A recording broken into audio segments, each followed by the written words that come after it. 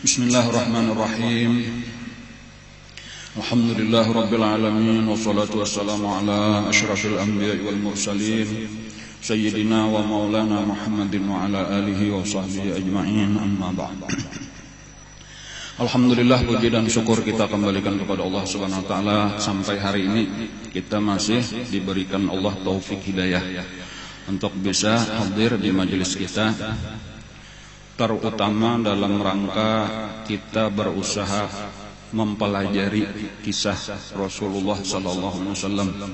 Kita berusaha untuk lebih mengenal Rasulullah sallallahu alaihi wasallam supaya kita bisa lebih mencintai beliau, supaya kita bisa lebih sempurna mengikuti beliau.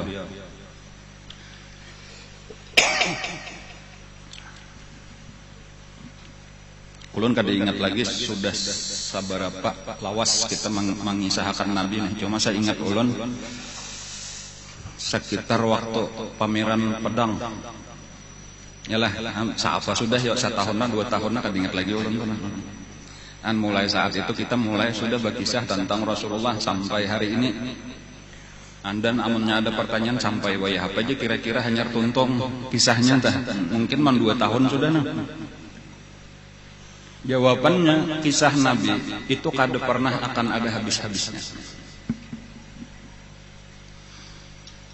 Jadi kehidupan Rasulullah 63 tahun itu secara keseluruhan. Kemudian 63 tahun itu dibagi pulang 2. Persiapan sebelum kenabian 40 tahun, kemudian kenabian sidin 23 tahun. Nah itu kada ada habis-habisnya. Situ pelajaran seumur hidup yang kada pernah tuntung. Amun sekadar kisahnya aja bisa aja sehari gagal aja dituntung akan gitu. Tetapi nang kita ambil bukan kisahnya aja tetapi pelajarannya. Kita mengenal Rasulullah, keistimewaan Rasulullah nang kada pernah ada habis-habisnya. Ilmu ulama itu aja itulah ilmu ulama barataan tentang Rasulullah. Nang ini mengetahui Rasulullah di sini, ini mengenal Rasulullah di sini. Kumpulakan itu ditutalakan cuma sedikit daripada keadaan Rasulullah nang sebenarnya. Jadi berataan ulama dikumpulkan apalagi mensaikong berdua aja dah.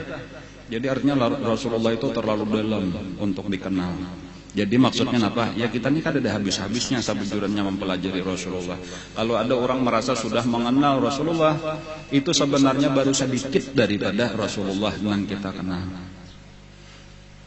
Jadi jangan pernah merasa terlalu banyak atau ada sedikit, benar.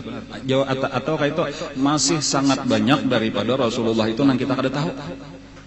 Nang tahu aja asa banyak para kita padahal itu cuma sedikit. Padahal tadi tujuannya bukan sekadar dikenal tetapi kayaknya supaya dituruti, supaya diikuti. Rasulullah itu adalah uswatun hasanah gasan kita.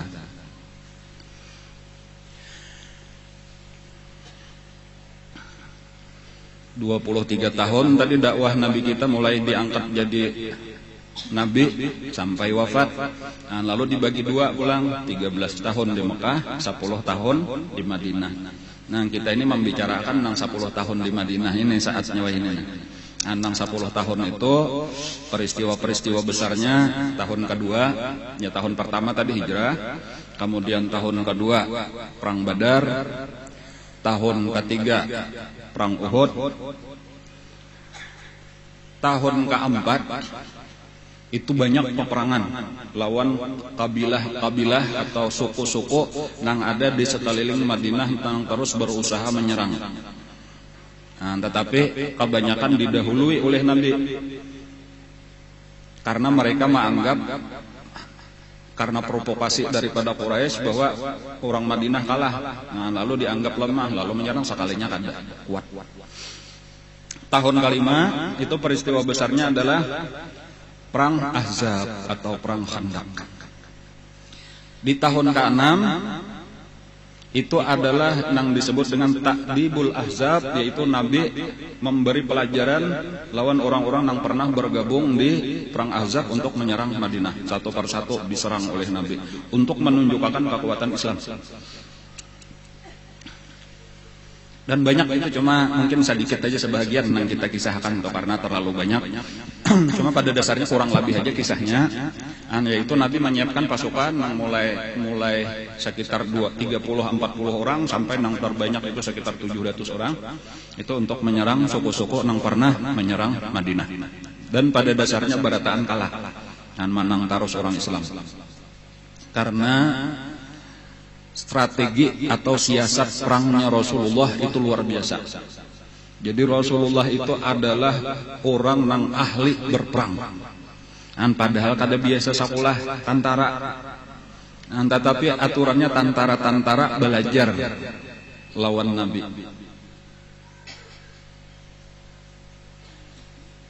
Dan ada rahasianya tuh, rahasia peperangan Nabi tuh kenapa maka menang. Cuma punya rahasianya kada baik dipandir.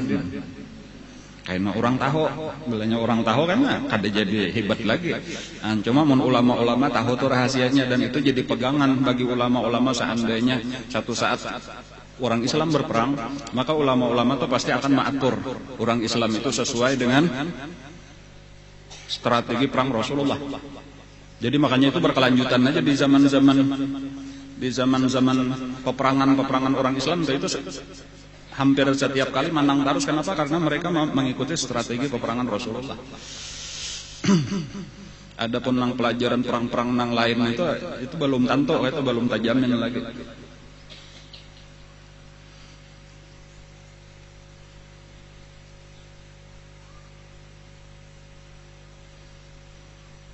Nang paling sulit sabujurnya adalah cuma dibuka akan aja kada jadi rahasia lagi ini karena ini bagus diketahui berataan sabuting. Nang paling sulit untuk dituruti oleh seluruh pasukan di dunia, tentara di dunia di dalam berperang rahasianya. Jadi ini dipadahkan kada usah jadi rahasia supaya diketahui tentara itu kada boleh maksiat. Ini nang paling sulit. Kalau strategi nang lain ya kurang lebih lah walaupun itu luar biasa juga pengaruhnya. Cuma seharusnya nang paling penting diketahui selama ada saikung aja nang masih maksiat itu pertolongan Allah kada pernah diberikan. Jadi nang paling dijaga tadi adalah jangan dan ini nang alih benar. Tentara mana nang tahan kada maksiat. Saikung.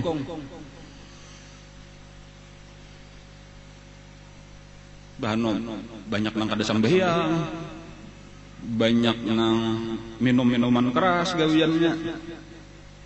Macam-macam lagi maksiat-maksiatnya. Ada nang berzina katujuh. Lalu hendak mendapat pertolongan Allah ada harapan. Itu sejarah kekalahan tentara-tentara pasukan-pasukan dimanapun di dunia. Tetapi bila ada orang Islam nang bujur-bujur tapi dipimpin oleh ulama diatur kayak itu iya tak nang menang. Di Indonesia sedikit kisah lah. Itu nang terkenal sampai di saban tahun diperingati itu peristiwa 10 November. 10 November itu pasukan Sekutu hendak merebut Indonesia. Dipimpin oleh Inggris. Jadi ada Inggris, ada Belanda, ada macam-macam lagi itulah bersatu. Lalu waktu itu nang hendak diserang itu kota Surabaya. Jadi ada peristiwa 10 November itu di Surabaya. Nang Bung Tomo itu berpidato, takbir di radio. Cuman hendak ulun sampaikan itu apa? Kekalahannya Sekutu itu adalah dengan terbunuhnya Jenderal Inggris nang bangaran Jenderal Malabi. Lah, itu belajar sekolah atau belajar di sejarah ta. Itu nang penting diketahui itu nang membunuh Malabi itu bukan tentara nasional Indonesia. Tetapi santri nang umpat berperang. Nang diarahkan oleh ulama. Kiai Haji Hashim Asy'ari itu atau Kiai Wahid Hashim waktu itu ulama terutama santri dari Tebu Ireng ngaranna nang di Jawa Timur. Itu santri itu ini nang ianya tuh nang jadi kemenangan cuma banu kada dipisahkan orang lagi, kada diekspos lagi. Supaya tahu pertolongan Allah itu diberikan kepada santri dan ulama-ulama nang di situ bersih daripada maksiat, bersih daripada pelanggaran hukum Allah, walaupun mereka tidak pernah dapat tanda jasa jadi pahlawan macam-macam itu kada pernah. Ini supaya tahu benar aja kayak itu tah. Jadi sabujurannya kayak itu umat Islam itu kada kau ditinggal amun misal Indonesia tuh diserang musuh amun hendak menang kayak itu lawan Amerika kah lawan apa kah. Umat Islam makalah nang di garis depan, karena inilah santri-santri nang bersih-bersih itulah nang akan ditolong oleh Allah.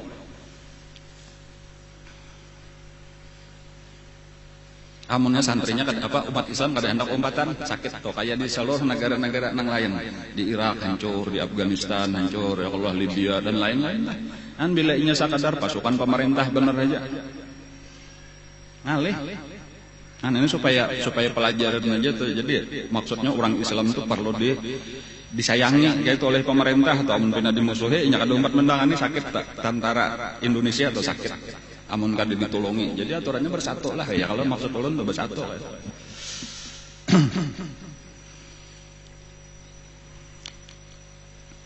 Di akhir tahun ke-6 Hijriah memasuki bulan Zulqa'dah sudah. Jadi Zulqa'dah itu bulan 11 ya Allah, yaitu Zulhijjah bulan 12, Muharram berarti tahun baru ulang atau tahun ke-7 sudah.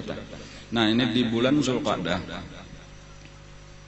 tahun ke-6 Hijriah sudah lah. Jadi parak habis sudah tahun ke-6. Itu bermula dengan Rasulullah sallallahu alaihi wasallam itu tamimpi. Cuma mimpi Nabi itu disebut ar-ru'ya as-shadiqah, mimpi nang benar. Mimpinya Nabi itu adalah sidin maniak, bahwa Nabi dan sahabat-sahabat itu melaksanakan umrah. Nah, jadi Nabi kita merasa tulakan ke Mekah, lalu tawaf, lalu sa'i, lalu bercukur. Nah, bercukurnya itu ada nang begundul sabukuan, ada nang betatak sedikit saja. Nah, itulah mimpi Rasulullah. Dan dikisahkan oleh Nabi, aku malam tadi jalan Nabi tamimpi, kita berataan atau banyak kita nih tulakan ke Mekah, lalu kita melaksanakan umrah dan tenang, aman, ada denang ma'aur-aur, ujar Nabi kayak gitu. Jadi bang, napa wahai Rasulullah, ujar sahabat, nah rencana pian kita umrah tahun ini aja Nabi. Nah itu, padahal masa itu kan tahu aja kita nih masih masa peperangan lagi lawan kafir Quraisy. Hanyar aja perang Khandaq tadi 1 tahun aja hanyar. Yang cuma kayak itulah Nabi sudah memang perlu ada tindakan-tindakan terus kayak itu atau kadang-kadang kita bareng aja berdiam aja, jadi harus ada. Nah, lalu dibawailah oleh Nabi, walaupun secara umum aja, walaupun Nabi hendak benar berbanyak, jakanya kawa kita nih makin banyak makin baik tulakan, karena ya memang dari satu sisi Quraisy itu kita masih statusnya berperang. Belum ada gencatan senjata, belum ada perjanjian damai lagi kayak itu satu. Tetapi yang kedua, pulang Nabi dapat isyarat tadi bahwa Nabi melaksanakan umrah. Dan pulang nangaran umrah itu adalah hak seluruh masyarakat. Jadi kada boleh itu sudah, walaupun kada tertulis kayak itu, orang Quraisy itu kada boleh melarang siapapun nah hendak beribadah. Asal bujur-bujur hendak beribadah, termasuk orang Islam seharusnya tuh kada ada peraturan, kada ada undang-undang, baik di KUHP atau undang-undang napa kayak itu ta. Orang Islam kada boleh umrah, kada ada, itu hak segala manusia, hak asasi manusia. Makanya tadi di dalam dua keadaan ini kita boleh berumrah, bahkan aku melihat di dalam mimpi kita sedang berumrah. Tetapi dari satu sisi pulang kita dalam keadaan lagi berperang dengan orang yang berkuasa menjaga Mekah, yaitu Quraisy. Tapi pulang dari satu sisi yang lain, aku ini bubuhan Quraisy juga, pulang kan kayak itu Nabi kita dah. Walhasil tulakanlah Nabi, dibawai oleh Nabi. Cuma yang pertama dululah orang-orang nang di luar Madinah, suku-suku nang di luar Madinah itu banyak nang kada hakun umpat. Walaupun sudah dikalahkan oleh Nabi, sudah tunduk lawan Nabi, sudah mengadakan perjanjian, cuma kebanyakan orang takutan umpat lawan Nabi. Karena bila hendak umrah itu tentunya syaratnya kada boleh membawa peralatan perang. Itu jadi lain benar orang tulak umrah lawan orang tulak perang, itu balain. Pakaiannya balain, senjatanya balain. Ya kalau lah, bahkan Nabi itu mulai di Bir Ali sudah berihram. Jadi kemungkinan amun kita umrah, kalau misalnya bubuhan Makkah berkhianat, dihadangnya lawan senjata, kita kan tak kawa melawan.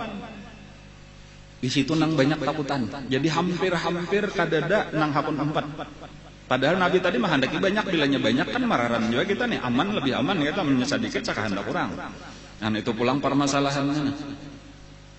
Tapi nang seluruh suku-suku kadada nang hakunnya 4. Nah, lalu tinggal tamasuk bubuhan munafik Madinah sendiri kada hakun 4 juga. Jadi tinggal nang tulaknya cuma daripada muhajirin dan ansar. Nah, itu pun nang kebetulan sehat, kada ada uzur, kada ada masalah apa-apa. Nang lainnya banyak bertinggal. Jadi hampir-hampir tadi kada ada lagi nang 4. Maksudnya hampir-hampir itu ya mungkin adalah saikung berdua kayak itu kada banyak dah. Jadi nang tulak kesimpulannya pasukannya Rasulullah beserta muhajirin dan ansar. Jumlahnya sebanyak 1.400 di dalam satu riwayat yang kuat yaitu jumlah keseluruhannya sekitar 1.400 orang daripada muhajirin dan ansar. Jadi cuma nang tokoh-tokoh Islam bujur-bujur beratan 4. Jadi itu lengkap aja ada Sayyidina Abu Bakar, Sayyidina Umar, Sayyidina Utsman, Sayyidina Ali dan lain-lain itu menang tokoh-tokoh nang kuat-kuat iman nyata beratan 4. Nang kado 4 tadi nang pertama bubuhan munafik Abdullah bin Ubay bin Salul kado 4. Dan banyak tak juga pengikut-pengikutnya tuh banyak. Anta masuk tadi napa? Pas apa suku-suku nang ada di sekeliling Madinah. Maka tulakanlah Nabi kita, berangkatlah sampai di mana tadi? Sampai di Bir Ali. Nabi kita bermandak di situ, lalu berpakaian ihram, lalu berniatlah untuk berumrah. Dan Nabi membawa 70 ekor unta nang gasan dikurbanakan, gasan disembelih kayaknya di Makkah.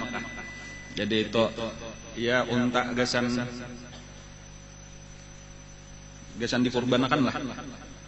Dan unta nanggasan dikurbanakan itu al-hadyu ngaranna itu kalau bahasa Arabnya atau al-hadyu itu diceree.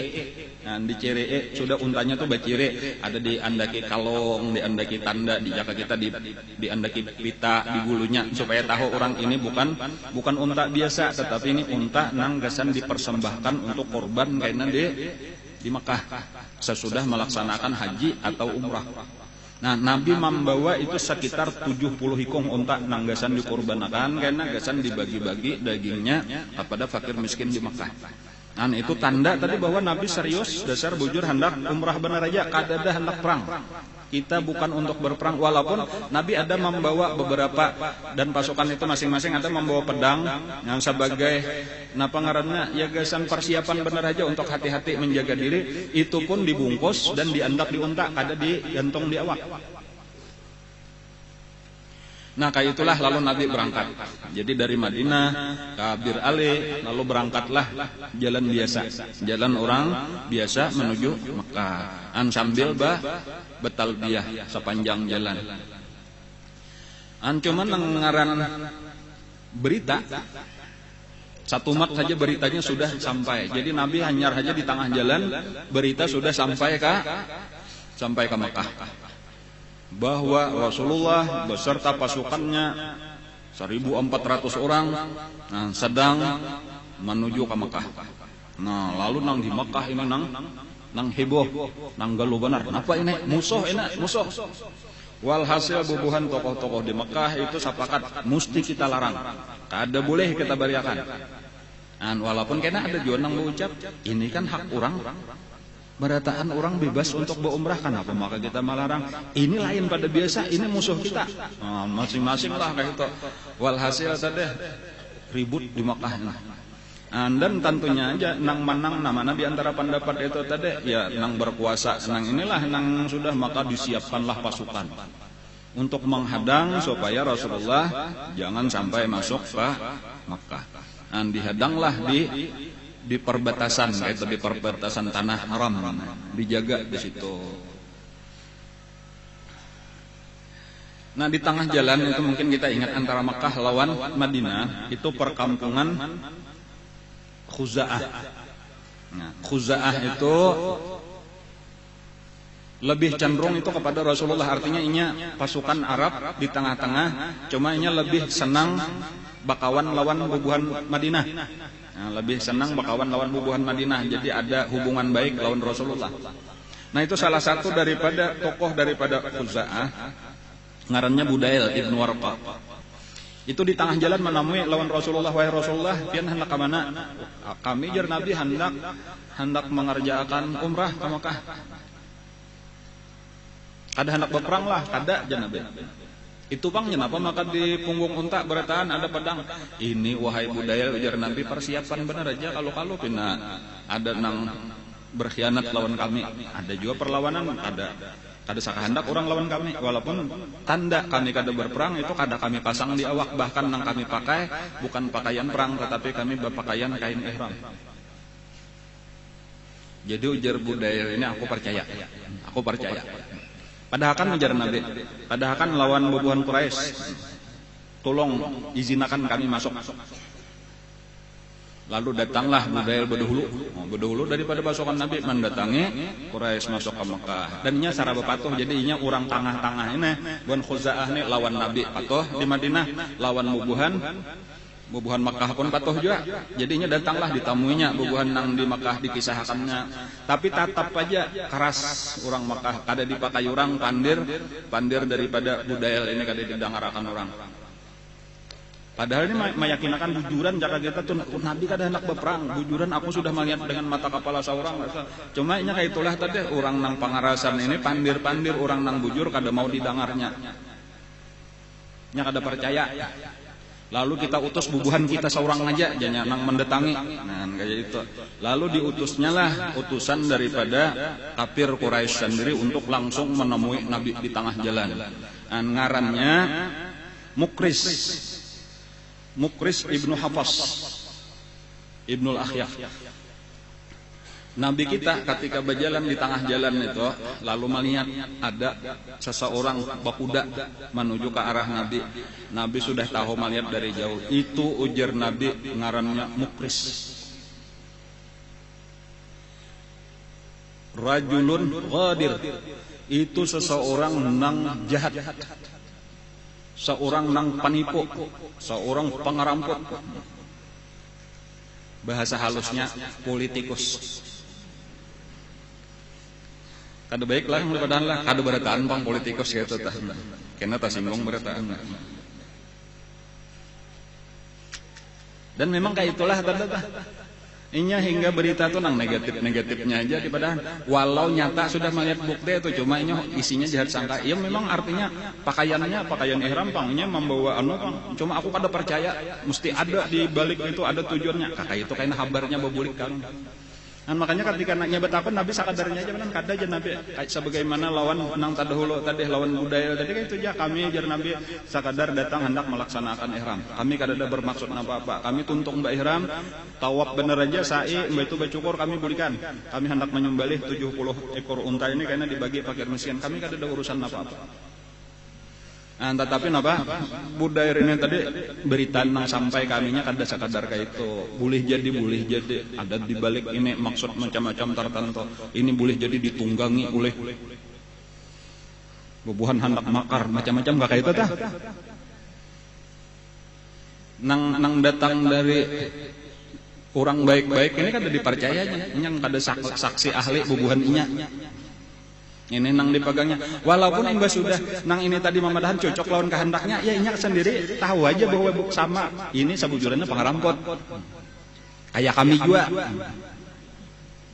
Jadi walaupun mantap benar sudah nih boleh jadi hendak berperang itu mesti ada di balik itu maksud tertentu. Maka itu tuh nang cocok lawan kehendaknya ta. Tapi inya sendiri tahu bahwa ini sakadar jahat sangka daripada inya nang kada pernah kawat dibuktikan. Bahkan lebih kuat tadi pendapat nang pertama daripada Budail tadi, daripada suku Khuza'ah ini. Karena ini orang apa adanya aja. Nah, lalu ada usul pulang daripada inya juan. Jadi ini kebingungannya orang kafir, orang musyrik, orang munafik tuh kayak itu kada pernah kawa mengambil keputusan yang tepat. Padahal keputusan itu sederhana aja untuk memutuskan tuh kada usah lakon dibesar-besarkan.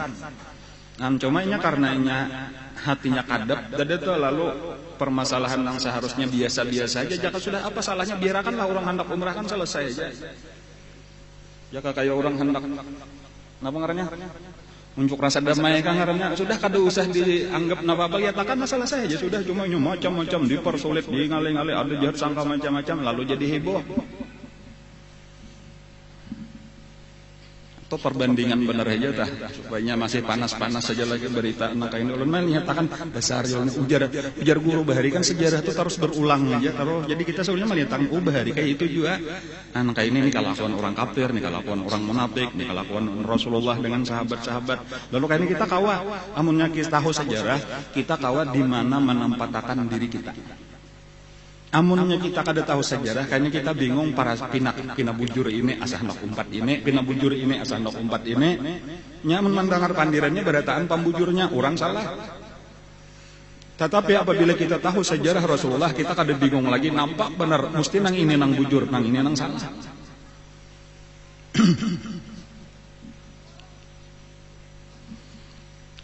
Lalu ujarnya kita mencari orang tengah aja pulang.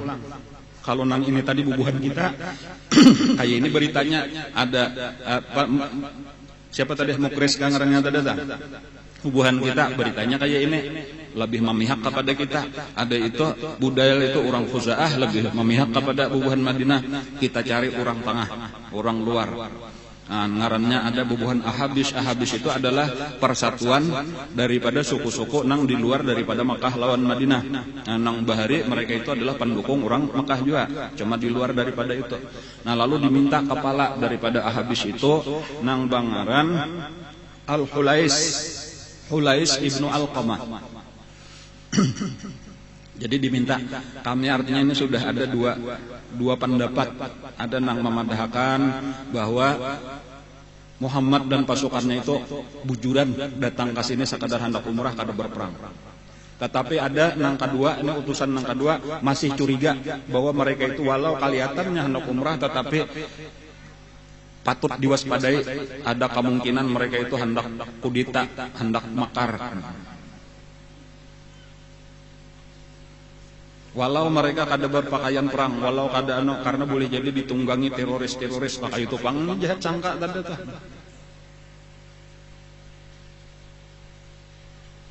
Jadi kami hendak lagi mencari saksi ahli nang lain. Nah, lalu ini dari orang netral diminta, pasukan independen ngarannya tadi siapa? Al-Hulais ibnu Alqamah, dari pasukan suku-suku nang di luar Mekah, di luar Madinah. Lalu berangkatlah Al-Hulais menemui Nabi kita nang sedang berada di tengah jalan. Dari jauh Nabi kita sudah melihat ada pulang datang. Sahabatnya masih bingung siapa itu, kada tahu, cuma tahu ada orang datang. Nabi mulai jauh sudah mau katakan, memadahkan, ujar Nabi, ini ngarannya Hulais ibnu Alqamah.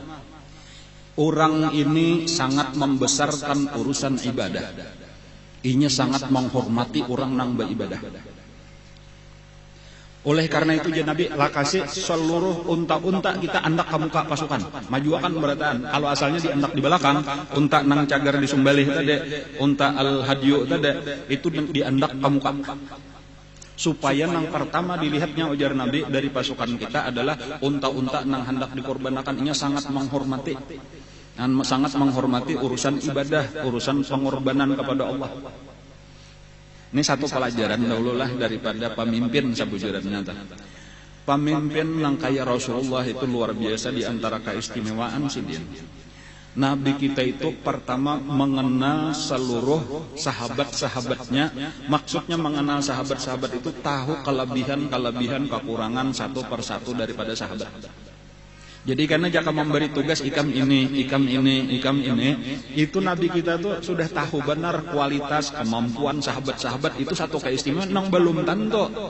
Pemimpin-pemimpin tuh kayak itu lawan anak buahnya nih, ini bidang apa, kelebihannya ini bidang apa, kadang-kadang salah menempatkan. Karena ini diangkat jadi sekalinya kada ahlinya, ini diangkat jadi sekalinya kada pas, ada pulang diubah pulang, ada kalau ngarannya, napa ya? Napa yang ngarannya nang mau ubah tah? Kabinet masih di apa ngarannya? Di resapel. Setahun 2 kali meresapel. Tanda artinya nang tukang ulah bahapal. Amunnya orang ahli bujur-bujur, mah sudah ikam ahli bidang anu, ditugasakan beri tugas ini laksanakan, selesai aja aturannya 5 tahun tuh, kada perlu beri resapelan amunnya ahli. Kehebatan Nabi lebih daripada itu. Tetapi Nabi selain mengenal sahabat-sahabat, Nabi mengenal musuh dengan kemampuannya masing-masing. Nah, ini hebatnya pula. Amun kita lawan musuh ada tahu kisah musuh urang ada yang di kita tadi nang ampun saurang gen kada pinando makinnya ampun urang. Ada Nabi hebatnya urang tuh musuh ya tuh tahu ini penipu nang ini kayak ini kelebihannya di sini, ini kelebihannya di sini. Nabi tahu. Jadi si kawa menghadapi bila ini nang maju hadapi kayak ini caranya. Bandingannya pianlah sabujuran itu ada pelajaran bercatur tah. Kan bercatur tuh kita ada beisiannya, walaupun nggak bisa bercatur cuma tahu ini ngarnya kuda, ini ngaranya mantre, ini ter, ini kita tahu ini fungsinya kayak ini fungsinya kayak ini. Sebagaimana kita mengenal pasukan kita, pasukan musuh pun kita tahu juga ini mantrenya, ini kasih ini bisa menyerang kayak ini kasih ini tahu. Kan modelnya kayak itu, model persis kayak itu pemimpin. Kan kayak orang bercatur jadi tahu musuhnya, nah, cuma paling-paling nang kada tahu napa nang di kepala musuh kita benar aja lagi pemimpinnya nih, napa strateginya itu aja, amun tantarannya kita tahu. Nah jadi ketika Al-Hulais tadi datang mulai jauh-jauh Nabi sudah menyiapkan. Jadi Al-Hulais itu tadi sekali beparak, inya melihat bahwasanya di belakang itu Nabi dan pasukannya berataan berpakaian ihram sedang bertalbiyah, lalu melihat kuda-kudanya ini unta-unta tadi sudah diberi tanda-tanda berataan cagar hendak dikurbankan. Inya kada mendatangi lawan Nabi, kada jadi bepandir, langsung bebulik. Wan nyetar kesan bujur-bujur ini orang hendak beribadat, ini mesti nang mahalangi nang salah. Ini hak orang ini kan udah melanggar undang-undang apa-apa. Nganden nampak benar, kelihatan aja dari pakaiannya kelihatan kada ada nang bersenjata apa-apa. Kada ada hendak karusuhan apa-apa. Kurangnya ikhlas, jaka kaya anu tuh nang di bawahnya sajadah lawan tasbih. Kada sarana dihadapi lawan tank meriam, gas air mata, macam-macam lah. Itu berlebih-lebihan menghadapi orang Islam kayak itu dah.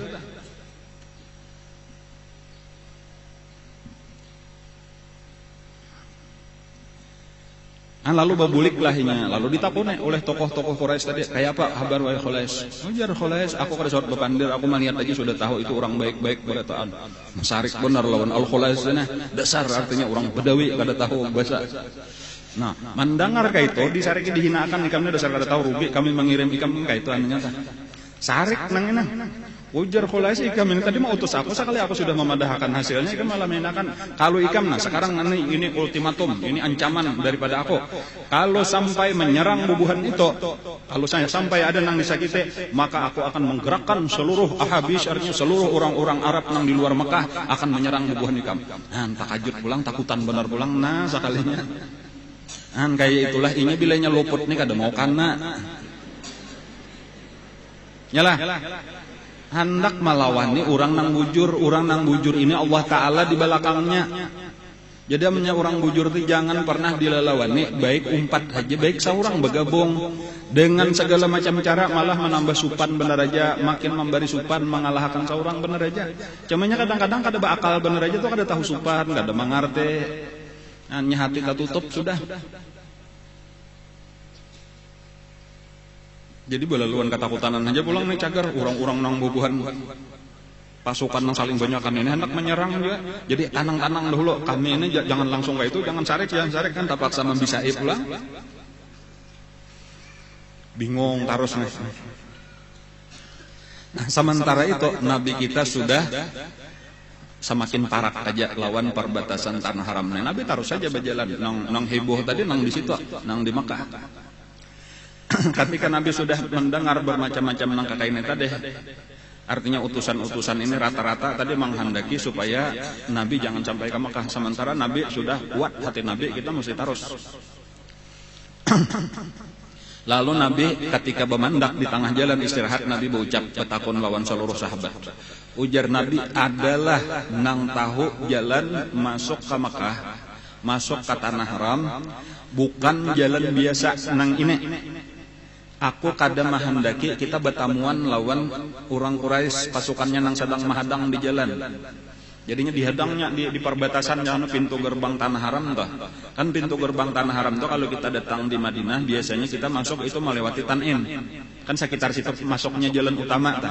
Nah, di sekitar itulah Batha, ngarannya di daerah Batha itulah dihadang pasukan oleh Quraisy tadi menghadang. Lalu ujar Nabi, akunnya jakanya kau mau masuk jalan lain. Jangan jalan Batha itu, jangan jalan Tan'im. Tapi cariakan jalan lain, cuma adalah nang tahu jalan. Lalu ada seorang sahabat nang berucap, ulun tahu wahai Rasulullah, tapi jalannya sakit. Ada bapak aja Nabi, aku nang penting supaya kita jangan tahu. Harapan Nabi, nang penting kita kawa masuk ke tanah haram.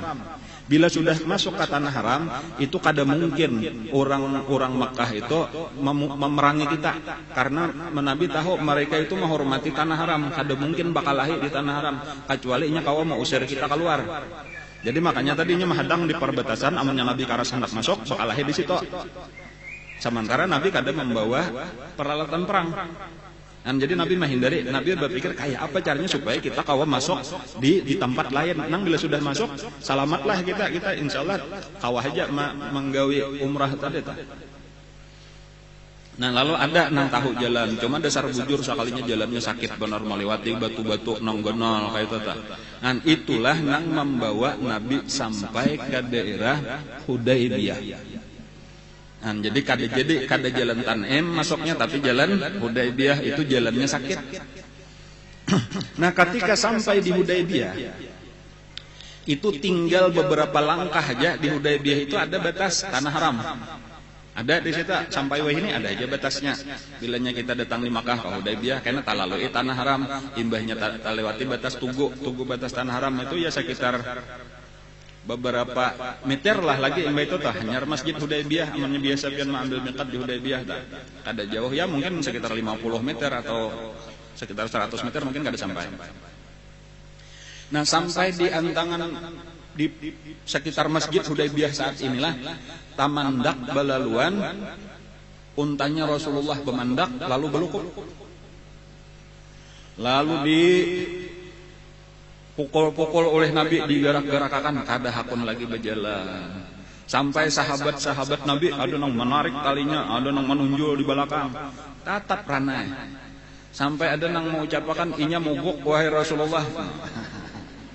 Mogok jala kayak saat itu motor.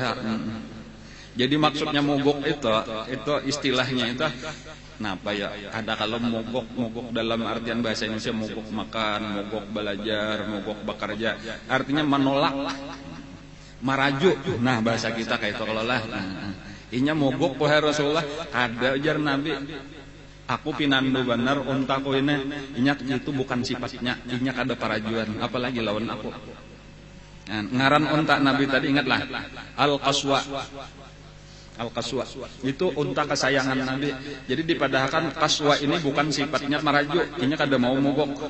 Lalu kenapa wahai Rasulullah maka inya bemandak, maka kada hakun bangkit lagi sampai di sini aja. Nah ini jawaban Nabi, habasaha habisul fil, habasaha habisul fil. Artinya nang menahan dia kada mau berjalan adalah Allah yang menahan gajahnya Abraha. Jadi habasaha habisul fil telah menahan akan dia oleh orang yang menahan akan gajahnya Abraha. Bahari gajahnya Abraha itu kayak itu juga tamandak tuhuk dia nu kada hakun, bilanya dipaling hakun. Artinya apa? Maksudnya ini sudah ketentuan Allah bahwa kita bemandak di sini aja. Nah, kayak itulah lalu Nabi bemandak sudah jangan Nabi turunan aja berarti. Sahabat-sahabat sebagian ada nang maju masuk ke tanah haram hawa. Kan cuma melihat Nabi di luar tanah haram bemandak, maka bemandakanlah juga di situ. Ujar Nabi kita istirahat di sini, pasang kemah di sini. Ini ketentuan Allah, sudah kehendak Allah kita berenang di sini. Dan apa yang terjadi? Ayo kita hadang aja Nabi, kita hadang aja. Nah, lalu barataan istirahat di situ. Di antara permasalahannya ujar sahabat wahai Rasulullah sebutin aja di sini. Nah permasalahan kita di sini kada ada banyu. Di sini kada ada banyu. Ada lah Nabi sumur ada tapi kering. Lalu diambil Nabi sabuting, apa ngarannya di unta Nabi tadi ada wadah panah. Diambil Nabi wadah panah, diambil Nabi sabilah panah, di jurung Nabi, nah ujar Nabi, cucukakan di tengah-tengah sumur. Jadi ada salah seorang sahabat yang bercabur ke dalam sumur, kada dalam bener bang sumurnya ya nang 1 meter 2 meter lah. Lalu dicucukakannya panah Nabi tadi langsung menyambur banyak keluar dari dalam sumur itu, dan itu cukup untuk makan, mandi dan seterusnya selama di situ tadi seluruh sahabat nang jumlahnya sekitar 1.400 orang. Cuma ulun sendiri kada tahu apakah sumur-sumurnya itu masih ada, cuma kebanyakan bekas-bekas nang kakak itu biasa sudah ditutup, kemudian sumurnya ditutup, pohonnya karena ada di situ pohon tempat Nabi bersandar ditabang orang, hanya karena orang Wahabi takutan benar kalau syirik. Padahal itu nang beberkat ya kalau di situ tah, cuma ya kayak itulah kebetulan pahamannya kayak itu kada boleh itu syirik ujarnya, jadi dibuanginya.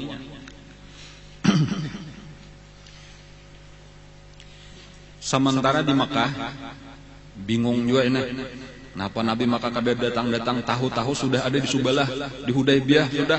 Bingung pulang, terpaksa ini bukahan pulang ke Subalah.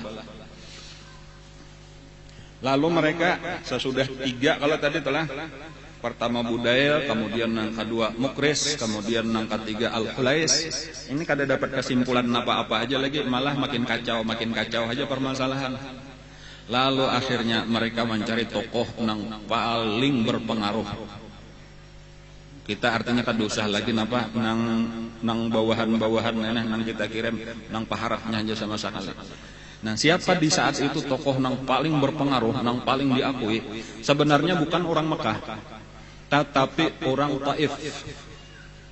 Jadi ada raja lah jatano kedudukannya tuh setingkat raja di Taif, ngarannya adalah Urwah bin Mas'ud As-Saqafi dari Bani Saqif, badiam di Taif. Jadi ini nang perlu juga diingat kembali lah sejarah dahulu. Di zaman Nabi kita pertama diangkat menjadi Rasul, itu tokoh terbesar nang pertama saikong berada di Mekah, ngarannya Al-Walid Ibnul Mughirah, abahnya Khalid bin Walid. Itu tokoh jaka anu nang paling berwibawa. Memang itu kurang lebih lawan di zaman itu. Di zaman itu masih ada Abu Talib. Abu Talib itu lebih disegani daripada Al-Walid. Tetapi dari sisi lain pengaruhnya, wibawanya sampai ke luar negeri, itu Al-Walid Ibnul Mughirah lebih besar. Jadi walaupun Abu Talib itu menguasai Ka'bah, mengatur haji dan sebagainya, tetapi kalau urusan terkenal di luar negeri, artinya orang lain itu nang mengetahui Al-Walid Ibnul Mughirah. Karena kelebihan Al-Walid Ibnul Mughirah itu pertama orangnya pintar, ahli syairnya kayak itu bilangnya pintar pasti ahli syair. Kemudian sugih, kemudian pemurah. Artinya itu nang sifat-sifat nang menonjol. Adapun Abu Talib itu paman Nabi, itu sekadar kemampuan untuk mengatur Ka'bah benar aja, anu banyu Zamzam, anu kiswah, urusan itu memberi minum gesan orang haji. Cuma wibawanya keluar itu kurang besar. Jadi makanya nang diakui sebagai pemimpin nang berpengaruh luas itu pertama Al-Walid Ibnul Mughirah, itu baandak di Mekah. Kemudian nang kedua Urwah Ibnu Mas'ud As-Saqafi, tokoh nang berada di Taif. Nang dua ini hubungannya bukan hanya sekadar di seluruh jazirah Arab, tetapi sampai ke luar negeri. Itu biasa kalau berhubungan lawan Kaisar Romawi, kalau berhubungan lawan Kisra Persia, raja-raja di Afrika, nang berdua ini dikenal orang. Dan Al-Walid Ibnul Mughirah itu meninggal sebelum perang Badar. Jadi ketika Nabi kita hijrah, pada sawat lawas di tahun pertama hijrah sudah meninggal. Jadi berarti nang tinggal tokoh nang besar itu adalah Urwah bin Mas'ud. Jadi ini jangan lupa harapnya lebih wibawanya, lebih dikenal di dunia pada saat itu, lebih dikenal daripada kepala suku Quraisy saat itu, yaitu Abu Sufyan Ibnul Harb. Abu Sufyan Ibnul Harb ini siapa? Minantu oleh Al-Walid. Al-Walid Ibnul Mughirah. Kan bininya Hindun. Hindun bintul Walid. Berdua baadim lawan Khalid bin Walid. Nang memakan hati Sayyidina Hamzah. Bakulah aja juga lawan Abu Jahal. Abu Jahal tuh keponakan juga daripada Al-Walid ibn Mughirah. Karena ini berdua banding lawan Hisham. Ini kan Amr ibn Hisham ngaranna tah. Ini paham lah pian lah susunan becoor dengerin mencourakan. Ada di dalam Al-Qur'an itu dicatat, diabadiakan oleh Allah Subhanahu wa taala perkataan tokoh-tokoh Quraisy. Lau unzila hadzal Qur'an ala rajulin minal qaryataini azim. Seandainya Al-Qur'an ini diturunkan kepada salah satu daripada laki-laki yang ada di Mekah ataupun di Taif yang besar ini. Jadi artinya jakanya Quran itu diturunkan kepada Al-Walid ibn Mughirah atau Urwah bin Mas'ud, kami kada berpikir lagi untuk beriman. Karena mereka ini nang pantas untuk menjadi nabi. Karena mereka inilah orang nang besar nang kami kenal. Sementara nang dapat ini nang ngaran Muhammad bin Abdullah sallallahu alaihi wasallam ini bukan orang terkenal, ini orang biasa aja. Memang terkenal sebagai orang baik, tetapi kada pernah umpat di dalam percaturan politik. Sehingga untuk mengikuti orang-orang yang sudah talanjur baisian pangkat jabatan ngalih benar umpat. Makanya nang kawa umpat ini orang-orang kampung aja. Nang baisian jabatan gengse umpat duduk. Karena menurutnya kehebatan itu di pangkat. Bilanya di sini ada bintang 1, bintang 2 hanya hebat. Walau ini secara mengakui bahwa ini orang keturunannya hebat-hebat, ini orang istimewa, mulai datunya sudah Nabi Ismail kayak itu tak. Orangnya dikenal sebagai As-Sadiqul Amin mengakui, tetapi itu mereka kada merasa puas amun kada pernah menduduki jabatan-jabatan kepala suku jaka kita jadi pernah jadi menteri, pernah jadi ini atau titel anunya berapa profesor doktor napa apa tambahannya tah. Pernah jadi rektor, pernah jadi ini hanyarnya besar bilanya kada itunya kada hakun 4 mengaji. Dan itu sampai nang ucap tadi lau unzila hadzal Qur'an ala rajulin minal qaryataini azim. Nah maka inilah nang tinggal pada zaman pada masa itu cuma Urwah bin Mas'ud As-Saqafi. Nah Urwah inilah nang akhirnya diminta oleh tokoh-tokoh Quraisy untuk mendatangi Nabi untuk mengadakan pembicaraan lah lawan Nabi kayak apa caranya. Keinginan orang Quraisy sebutin aja sebutnya jangan berumrah. Kami keberatan kalau berumrah. Kehendak mereka tuh sebutin itu aja kayak apa supaya jangan berumrah. Tapi di sisi yang lain mereka supan juga pulang amunnya melarang orang padahal ini hak asasi orang. Nah jadi ini nang jadi dilemanya ngaranna tah. Jakanya kawa para demo. Sementara demo itu hak asasi mereka pulang kan ngalih bener nah. Ngaran salah tadi bang padahal banyak hak orang liatakan ya kalau cuma nya ketakutanan kalau. Ini jaka wayah ini, jaka zaman ini tuh kurang lebihnya kayak itu. Lalu diutuslah yang paling hebat sudah nih kapalanya sama sekali. Urwah aja sebelum tulak mendatangi Nabi nih bepandir lawan tokoh-tokoh nang meminta lawan Sidin dadah. Artinya kami percaya lawan aku lah jadi kami percaya jakanya kada percaya kadinya kami minta pangpian tulak kasih tahu. Aku nih ujar Urwah terus terang aja mana kami bertiga sudah nang memandiri nah barataan kada dan gampang pakai. Jadi aku takutan kalau kayaknya pembicaraanku ini malah kada ikam pakai pulang. Kada jatuhnya ini nang terakhir sudah. Nang 3 tuh kada kita pandang lagi.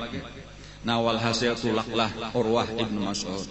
Nah Urwah ibnu Mas'ud ini datang, Nabi kita sudah istirahat di dalam kemah di Hudaybiyah. Adapun nang 3 tuh masih di tengah perjalanan aja. Ya kalau lah ada ini Nabi sudah sampai di Hudaybiyah. Nah jadi datanglah Urwah minta izin kepada Nabi dan Nabi tahu. Anunya Nabi tadi itu keistimewaan Nabi pinandu. Ini orang paling besar sudah nang ada saat ini. Orang-orang yang bukan hanya terkenal di kalangan Arab tetapi terkenal sampai ke luar negeri. Di mana aja di dunia zaman itu tokoh Arab nang dikenal saikong ini pang lagi nang dikenal orang yaitu Urwah bin Mas'ud As-Saqafi. Dan dari Bani Saqifah ngarannya adalah Bani Saqif. Lalu minta izin untuk masuk untuk bertamu lawan Nabi. Lalu diizinkanlah lalu masuklah ke kemah Nabi. Urwah ini dengan pakaian perangnya, artinya berbaju besi, berpedang kayak itu. Sahabat-sahabat melihat nang kayak itu tadi, lalu waspada lah nih, hati-hati, apalagi ini berhadapan lawan Rasulullah. Dan ini bukan hanya orang nang ahli politik, tetapi dasar orang bahar itu bukan sekadar ahli politik bisa bapandir aja, tetapi nang kayak Urwah itu urusan bakalahi jagaunya juga. Jadinya secara fisik hebat, secara otak hebat, kayak itu, secara kemampuan strategi hebat. Bilanya kada ahli di dalam segala bidang itu sulit untuk menjadi orang besar bahari kayak itu. Harus nengaran jagoan itu di dalam segala bidang makalahan. Makanya Allah menciptakan Nabi kita itu sempurna di dalam segala bidang. Sehingga di bidang apa aja orang kada kawa menyayangi. Artinya berhadapan lawan siapakah? Berhadapan lawan nang ganal awak, Nabi ganal juga awak. Berhadapan lawan nang gancang, Nabi gancang lagi. Berhadapan lawan orang nang ahli bepandir, Nabi lebih fasih lagi bepandir. Berhadapan lawan orang nang pintar, Nabi lebih pintar lagi. Dan bahkan pasti ada kekalahannya. Nabi karena orangnya ini pintar, Nabi selain pintar, rupa bagus juga, awak bagus juga. Orang nang muhanya bagus, Nabi utaknya cerdas. Banyak kelebihan di lain ulang di bidang orang itu Nabi sudah mengalahkan, plusnya lebih di dalam segala bidang yang lain. Itulah keistimewaan Rasulullah. Jadi amun Nabi sendiri kada pernah ada gentar menghadapi siapapun, karena Nabi memiliki nang ada dimiliki oleh orang itu. Dan sementara orang itu ada kekurangan nang kada dimiliki, nang ada di dalam diri Nabi. Jadi itulah keistimewaan Nabi.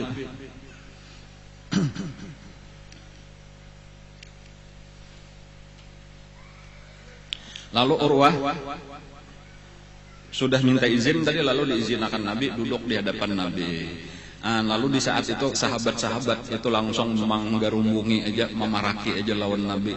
Takutan kalau pina macam-macam Urwah ini. Mereka menyayangi lawan Nabi, memelihara bilanya hendak macam-macam. Awas artinya tuh di dalam hati aja bang. Cuma Urwah tahu juga nih menang diparaki sahabat-sahabat bergerumbung di belakang Nabi ini kada kawa macam-macam seorang. Cumanya nangaran tokoh tadenya kada mau kalah apa aja kita tak. Kada mau kalah mental lah kayak itu tuh, nya tetap aja jangan keberaniannya walau seorangan Nabi beserta sahabat-sahabat nang banyak di kemah Nabi itu aja hibak, apalagi di luar kemah kan jumlahnya 1.400 orang. Nya seorangan aja. Dan nya kada ada menampakkan ketakutan, bahkan dengan berani menyampaikan kata-kata wahai Muhammad. Modelnya kayak itu. Ikam ini datang dengan membawa kekawanan ikam ini, ketahuilah aku seakan-akan kalau ikam wani masuk, aku sudah berani menjamin ikam kada selamat. Masuk ke kawanan ikam ini kada dengan kawannya membela, barataan akan bukahan. Karena di situ di kota Mekah ini pasukan Quraisy sudah aku siap. Mereka itu kada ada keinginan untuk menerima ikam. Mereka siap mati untuk menolak. Maancam kayak itu aja langsungnya kayak inilah ini ngarannya apa? Diplomasi itu saling menekan. Nabi tenang-tenang aja, Nabi tenang aja. Ini orang sekadar memberi ancaman bener aja, orang hendak menakut-nakuti ngaranana. Cuma Nabi tenang-tenang aja. Nang kada tenang malah sahabat Nabi nang biasanya paling tenang, yaitu Sayyidina Abu Bakar Siddiq radhiyallahu anhu. Ini nang sarik belaluan, ikam mengira kami meninggalkan Nabi kah?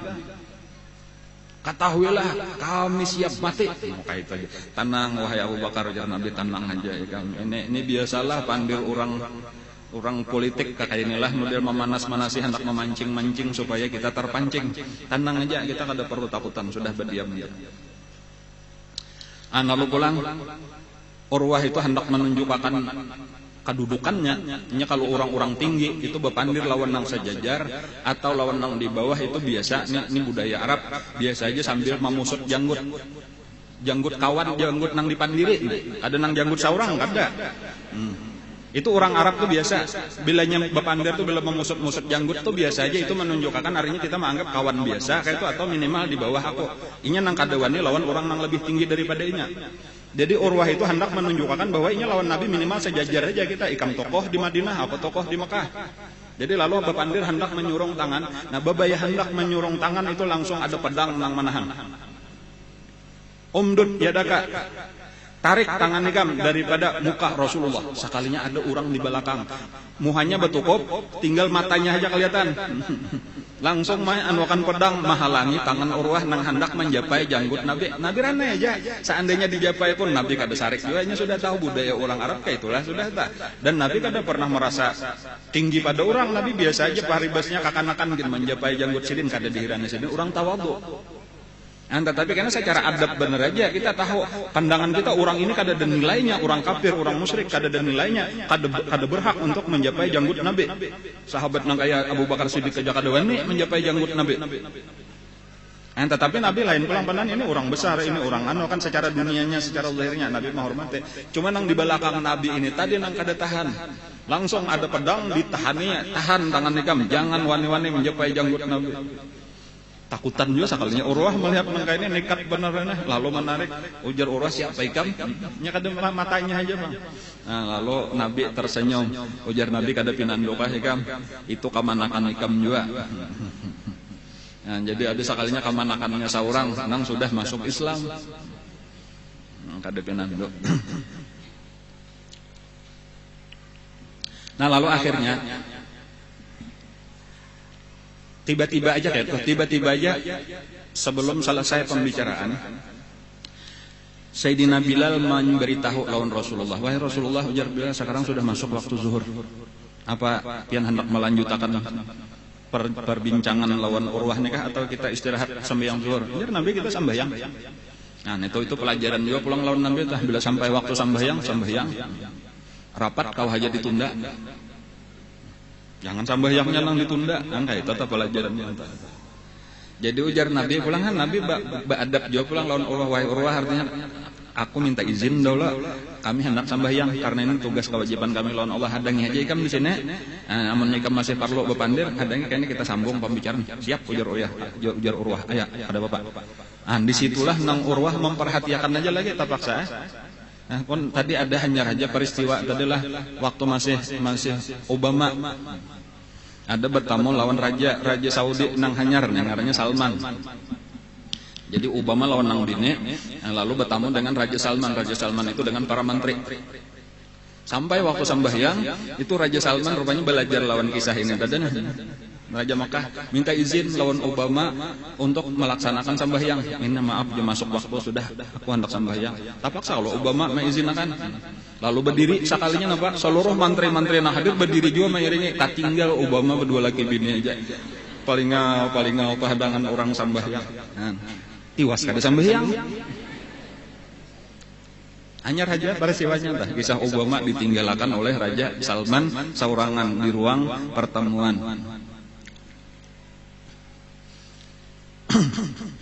Nah cuma diantara nang menggetarkan hati Urwah bin Mas'ud, disinilah menyaksikan kayak apa kelakuan sahabat-sahabat Rasulullah, kayak apa kecintaan sahabat-sahabat Rasulullah kepada Rasulullah, kayak apa penghormatan sahabat-sahabat Rasulullah terhadap Rasulullah.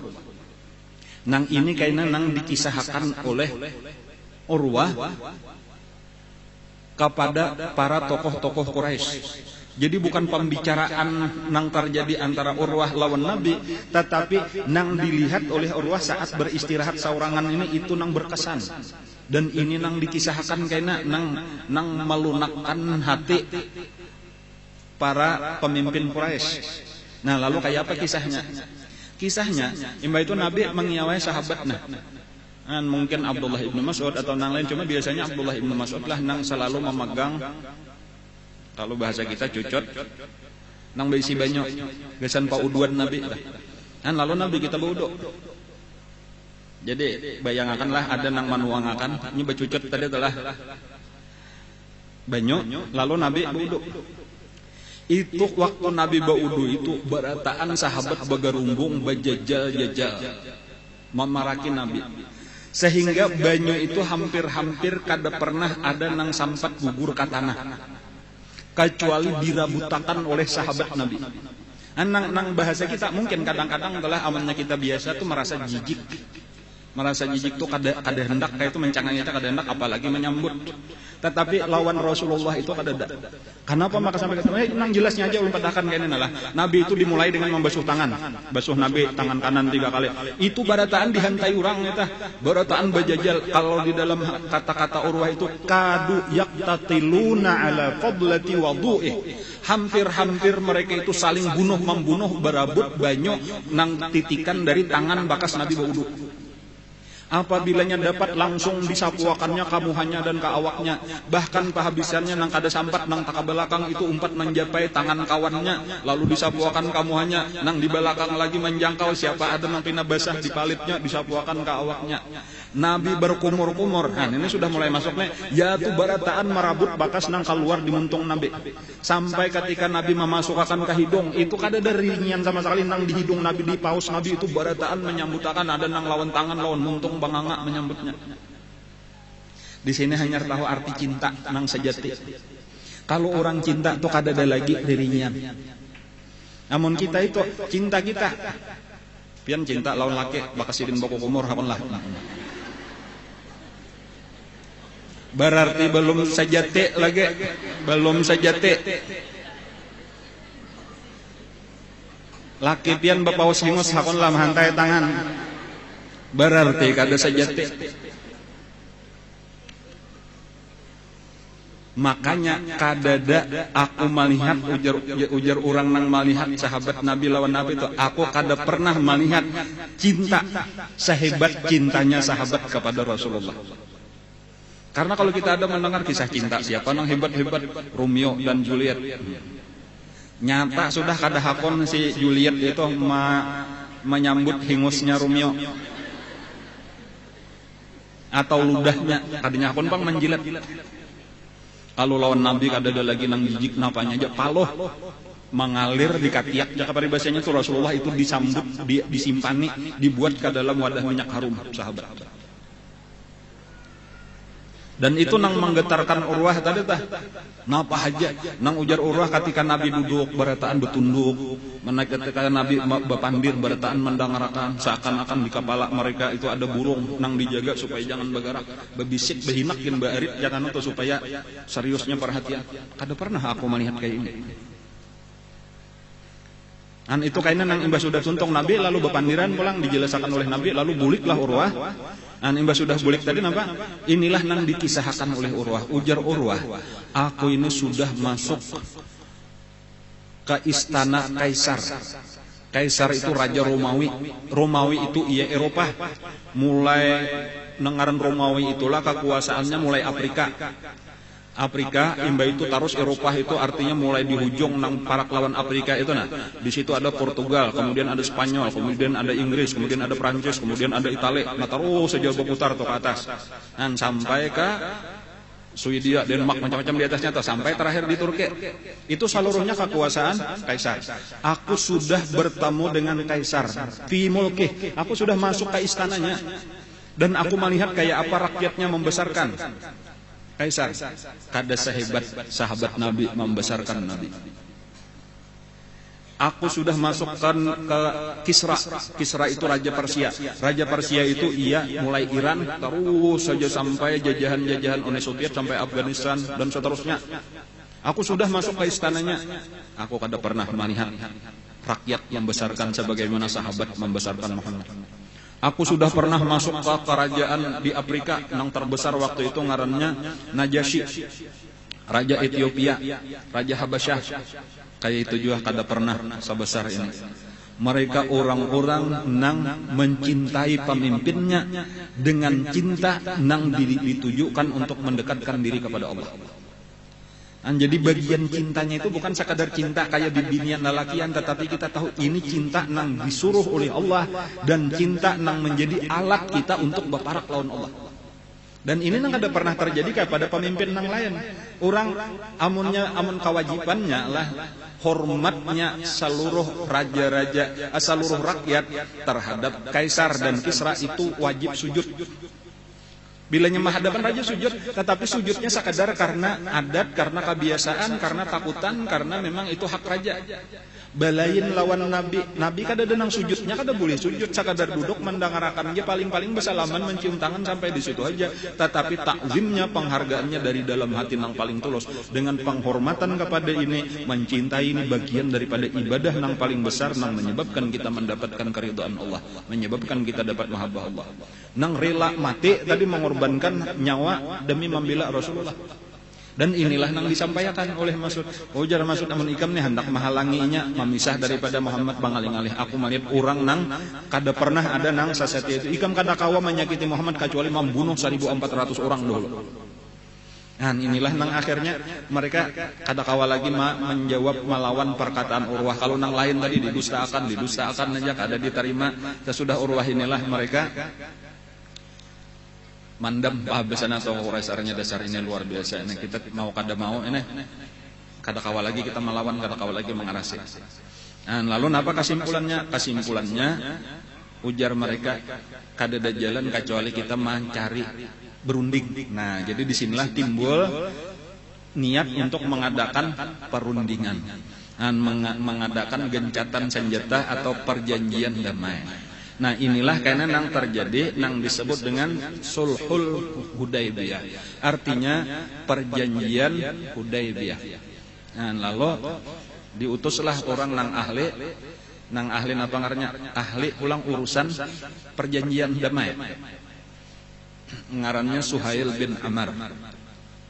Dan tetapi di salah-salah itu Nabi kita, ujar Nabi ada satu masalah ini lagi kita nang belum tuntas. Karena sebenarnya tokoh Quraisy saat ini cuma entah kenapa nih kada mau tampil-tampil dan malah mau utus nang lain. Ngarannya Abu Sufyan. Kan kalau tokoh Quraisy sendiri itu Abu Sufyan bin Harb, lagi nang tersisa nih nang lain banyak matian sudah, generasi nang Abu Jahal dan lain-lain habisan sudah. Ini tokoh nang kedua aja lagi. Abu Sufyan. Sementara Abu Sufyannya kada ada kelihatan, malah mau utus nang lain. Ujar Nabi, aku hendaknya seseorang menghubungi Abu Sufyan. Siapa nang hakun menjadi utusanku ke Mekah? Berataan sunyi asa gayar jom saurangan pulang masuk ke Mekah nih. Tahu musuh pang Mekah nih, orangnya nang sudah nekat kayak itu. Lalu Nabi melihat yang paling hebat di antara sahabat Nabi, wahai Umar ya Nabi, ikam hakunah kau utus ke Mekah.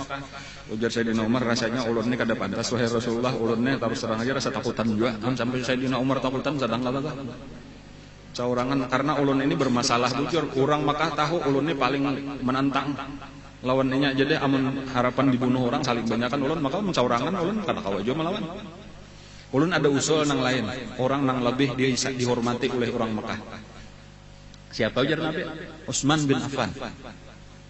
Nah, alasannya karena Utsman bin Affan ini satu suku lawan Abu Sufyan bin Harb, sama-sama dari Bani Umayyah. Dan inilah dan termasuk orang yang kada bermasalah.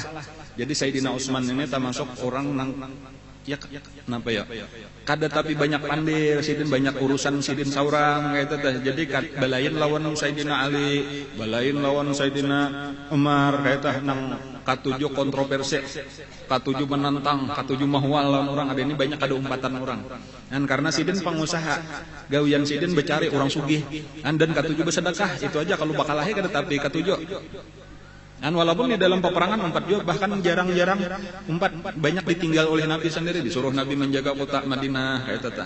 Dan jarang-jarang Sayyidina Utsman ini empat dia paling empat tadi empat di belakang bener aja jota. Karena bidangnya lain.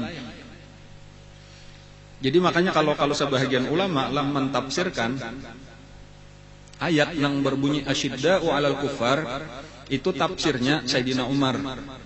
Ruhama ubainahum itu Sayyidina Utsman. Artinya kapalanya kayak itu kapala nang asyidda 'alal kufar, orang Islam itu keras terhadap orang kafir itu contohnya kapalanya Sayyidina Umar ibnu Affan. Adapun ruhama ubainahum kasih sayang sesama mereka itu kapalanya adalah Utsman bin Affan. Ada nang tadi Umar ibnu Khattab. Dan kayak ini, walaupun berataan sama aja juga Sayyidina Utsman kasih sayang juga sesama orang Islam Sayyidina Utsman. Keras juga terhadap orang kafir cuma lebih menonjol di sini. Nah ini pulang pelajarannya karena ulama-ulama pun kayak itu. Jadi ada ulama nang pina banyak mengurusi orang kafir dimusuhinya, nahi mungkar nang menonjol. Nah tetapi ada nang lebih menonjol napa amar ma'rufnya, lebih banyak lawan orang Islamnya. Maksudnya kedua-duanya ini jalan seimbang, masing-masing berbagi. Jakano ikam bagian ini, aku bagian ini. Ayolah kita sama-sama, bukan saling menghujat, bukan saling menyalahkan, bukan saling membanggakan diri. Misal nang berperang ini nah, lawan orang nang ini Ikamnya kada umpatan berjuang kami uyuhnya. Ini tugasnya membina umat Islam, melajari agama. Ya kalau lah walaunya kada umpat demo macam-macam. Amun demo berataan siapa nang melajari agama? Kan kayak itu tah. Yang ini supaya paham aja kita karena tuh berataan bujur aja. Jangan saling menyalahkan juga. Jangan juga ikamnya awal demo macam-macam kada umpat mengaji. Akhirnya sudah bagiannya di situ. Supaya paham ini sabaharian gitu mulai zaman Sayyidina Umar lawan Sayyidina Utsman sudah balain. Jadi makanya jawalan bahari kisah Datuk Kalampayan kayak itu. Datuk Kalampayan itu dapat surat daripada Syekh Abdul Samad Palembang. Kita umpat berperang kami lagi berperang melawan orang kafir. Dijawab oleh Datuk Kalampayan, tugas hamba adalah mengajar masyarakat agama Islam. Jaka bahasa kita kayak itu, silahkan aja pian berperang, ulun cuma mendoakan, ulun kada kawa umpat, ulun sibuk, amun ulun tinggalkan kasihan masyarakat nang mengaji, nang parlu manuntut ilmu agama. Jadi kan kakak itu tah, jadi antara Datuk Kalampayan lawan Syekh Abdul Samad Palembang itu kada ada bahwal apa-apa sepakat, cuma sepakat masing-masing menjalani jalan masing-masing nang sudah dimudahkan Allah. Ini perlu tahu kayak itu tah. Ulun ingat bahari itu ada Habib Munzir zaman masih hidup sidin galah. Habib Munzir itu sidin berkisah bahwa sidin toh lawan Habib Rizik. Itu sudah sepakat dari kayak itu Habib Munzir bagian dakwah kayak itu tah. Habib Rizik itu bagian membasmi maksiat.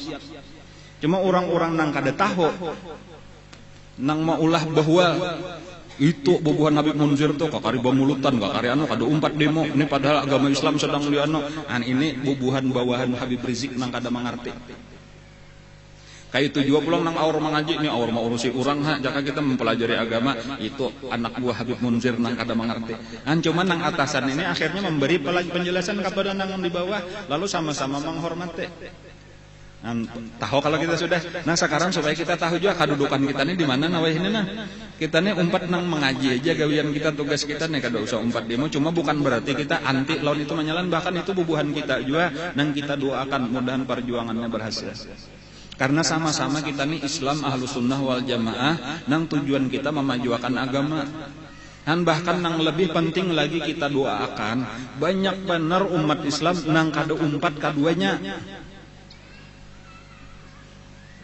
Aur maksiat, aur mencari dunia, aur merabutakan jabatan, mengaji kada, umpat turun ke jalan amar ma'ruf kada, nahi mungkar kada, mengaji kada hakun jual lagi. Ini nang saling banyakan. Nang ini kita doakan juga pulang mudahan dibuka akan Allah hidayah hakun barataan mengaji. Lalu kayaknya dari sinilah majunya agama Islam. Lalu tadi nih sebagai penutup, Nabi kita mengutus Sayyidina Utsman ibnu Affan. Lalu Sayyidina Utsman ini mendatangi tokoh-tokoh Quraisy tadi lalu menjelaskan bahwa Nabi datang bukan untuk berperang. Bujur-bujur kami ini datang untuk melaksanakan umrah benar aja. Jadi tolong jangan sampai dihalangi. Jangan sampai dihalangi. Walaupun mereka kada kawa menerima lagi masih keberatan gengsi. Amun kita biarkan musuh masuk ke kampung kita kada kawa. Tapi hendak dihalangi katia bertantangan lawan hak asasi. Jadi tetap saja kesulitan. Akhirnya mereka di dalam kepanikan mereka itu malah Sayyidina Utsman nang ditahan. Ikam berada aja dulu di sini. Pertama, jadi itu sudah satu kesalahan pulang. Kesalahan tindakan kafir Quraisy adalah menahan utusan Rasulullah. Jadi kada dibariakannya bulik. Padahal sudah menyampaikan aturannya sudah bulik aja pulang. Cuma ditahan ikam berada aja dulu di sini. Amun ikam hendak tawaf silahkan, hendak berumrah ikam saurangan kami izinkan. Tetapi kada boleh. Jadi disitulah kesalahan pulang nang kedua daripada orang Quraisy, yaitu menahan Sayyidina Utsman. Bahkan kesalahan yang lebih besar itu timbul berita bahwa Sayyidina Utsman dibunuh. Padahal kada bujur ini. Cuma inya nengaran banyak manusia ada nang menyampaikan artinya Sayyidina Utsman utusan Nabi sudah dibunuh oleh orang-orang kafir Quraisy. Dan inilah berita nang sampai ke Hudaybiyah. Lalu barataan sahabat takajub. Lalu barataan bakumpul. Waktu itu Nabi sedang duduk di bawah pohon. Nabi duduk di bawah pohon di Hudaybiyah ada sebatang pohon. Di situ Nabi duduk, disitulah datangan barataan sahabat nang jumlahnya 1.400. Lalu berkumpul di hadapan Nabi. Wahai Rasulullah, kami mendengar berita bahwasanya minanto pian sahabat pian, utusan pian, Sayyidina Utsman ibnu Affan itu sudah dibunuh oleh orang-orang Quraisy. Nah, Nabi mendengar ini, inikah artinya orang Quraisy? Walau ujar Nabi, kita ini sebenarnya tujuan kita kada ada berperang. Tetapi kalau memang orang Quraisy menghalangi kita, memerangi kita, kita wajib bertahan. Nah, disinilah ujar Nabi, aku hendak saat ini mengambil baiat perjanjian. Aku hendak mengambil baiat lawan bubuhan ikam berataan, yaitu berjanji kita kada boleh mundur apapun yang terjadi walau mati. Kita akan hadapi ini, kita sudah lanjur maju sampai ke sini, dan kita akan terus maju. Kita kada boleh mundur apapun yang terjadi, kita tahan. Hakun lah ikam berjanji. Berataan hakun. Kecuali saikong. Kaina. Jadi sekalinya ada sasat di situ, saikong orang nang kada hakun umpat mengadakan perjanjian atau baiat lawan Nabi, berarti ada di situ termasuk ngarannya orang munafik. Lalu masing-masing lah langsung, jadi masing-masing bergilir bantri mendatangi Nabi.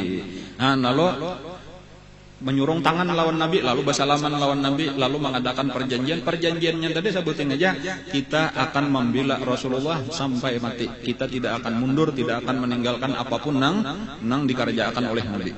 Kayak itulah berataan bersalaman sampai habis tuntung 1.400. Kecuali saikong tadi nang besimpan belindong inya besimpan di belakang unta. Cuman nangaran manusia belindong di belakang unta kelihatan orang aja.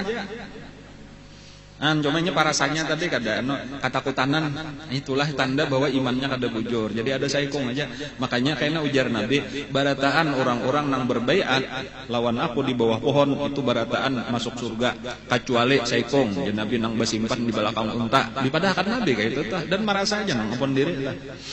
Sampai kemudian giliran terakhir ketika sudah habis, ujar Nabi, ini tangan kanan Nabi. Tangan kanan Nabi, ujar Nabi, di endak Nabi tangan kiri sidin. Ini adalah gagantian tangan Utsman ibnu Affan. Jadi sabujurannya itu maksudnya, walau waktu itu Sayyidina Utsman ibnu Affan itu kada umpat mengambil baiat, tetapi sabujurannya Nabi seorang nang mewakili mengambil baiat. Jadi tangan kiri Nabi itu adalah mewakili tangan kanan Sayyidina Utsman nang bersalaman lawan tangan kanan Nabi. Kayak itu. Jadi makanya kayaknya ada orang-orang nang diantaranya kayaknya nang waktu Sayyidina Utsman itu jadi khalifah dan berusaha membunuh Sayyidina Utsman itu bubuhan orang Khawarij.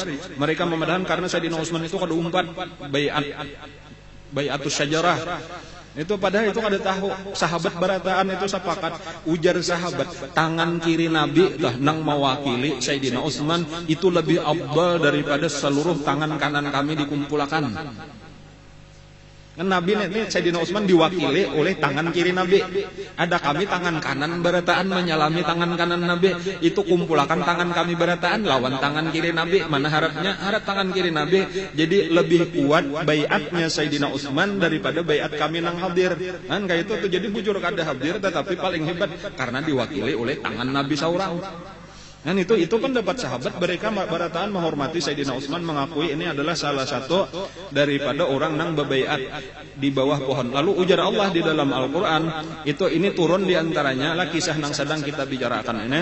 Itu ada dua judul. Pertama Sulhul Hudaybiyah ngarannya, yaitu perjanjian Hudaybiyah. Kaina imbah ini akan datang utusan Quraisy, cuma mungkin kada sempat waktunya. Kemudian yang kedua di situ ada yang disebut bai'atus syajarah atau disebut juga bai'atur ridwan. Artinya bai'at karidhaan Allah. Nah, ini adalah asbabun nuzul daripada turunnya surah Al-Fatah. Jadi surah Al-Fatah itu berhubungan dengan kisah Hudaybiyah ini dan perjanjian Hudaybiyah dan bai'atus syajarah atau bai'atur ridwan ngarannya. Jadi hampir sasurahan surah Al-Fatah itu, inna fatahna laka fatham mubina. Sesungguhnya kami telah membukakan kepada engkau pembukaan yang nyata. Apa artinya terbuka dengan pembukaan yang nyata? Itu tafsirnya adalah perjanjian Hudaybiyah. Dan seterusnya. Atau karena di dalam ayat nang di parak akhir itu, laqad sadaqallahu rasulahu ru'ya bil haqq. La tadkhulunnal masjidil harama insyaallahu aminin muhalliqina ru'usakum wa muqassirina la takhafun. Itu maksudnya adalah Allah itu akan membenarkan mimpi nang dilihat oleh Nabi. Mimpi nang dilihat oleh Nabi napa? Yaitu Nabi tamimpi tawaf, sa'i, bercukur. Ada nang begundul, ada nang batatak sedikit itu. Laqad sadaqallahu rasulahu ru'ya bil haq. La tadkhulunnal masjidil haram. Kamu pasti akan masuk ke Masjidil Haram. Nah, dan itu akan terjadi kayaknya.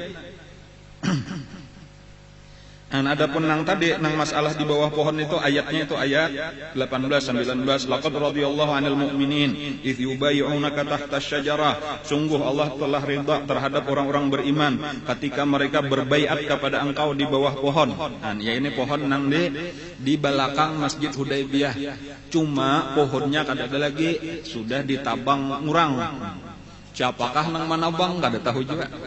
Cuma ujar takutan karena orang Islam menyembah pohon itu ujarnya karena syirik. Fa'alima ma fi qulubihim. Allah tahu napa nang ada di hati orang beriman. Berarti orang beriman cinta lawan Rasulullah. Dan mereka menjadikan cinta mereka kepada Rasulullah adalah alat untuk mendapatkan cintanya Allah. Dan ini nang penting kita pelajari nih. Nang kita wani mati tadi tah demi agama kita, demi membela Rasulullah. Fa anzalas sakinata alaihim, maka diturunkanlah oleh Allah ketenangan di dalam hati mereka. Seorang nih kada ada bersenjata apa-apa, musuh berisian senjata nong lengkap, yaitu kita sedikit, musuh banyak, yaitu kita kada takutan kenapa nah? Karena memang seandainya mati itulah nang dicari-cari. Dan amun orang sudah kada takutan mati lagi, bahkan hendak mati, lalu ada musuh hendak membunuh, itu kada ada takutan, makalah jakanya boleh ucap, ya kasih nah, aku hendak benar sudah masuk surga, aku hendak benar sudah bertemu lawan Rasulullah. Jadi ini sifat hati orang beriman, dan ini nang hampir-hampir kada ada lagi di hati orang beriman wah ini. Orang beriman wah ini kebanyakan takutan mati.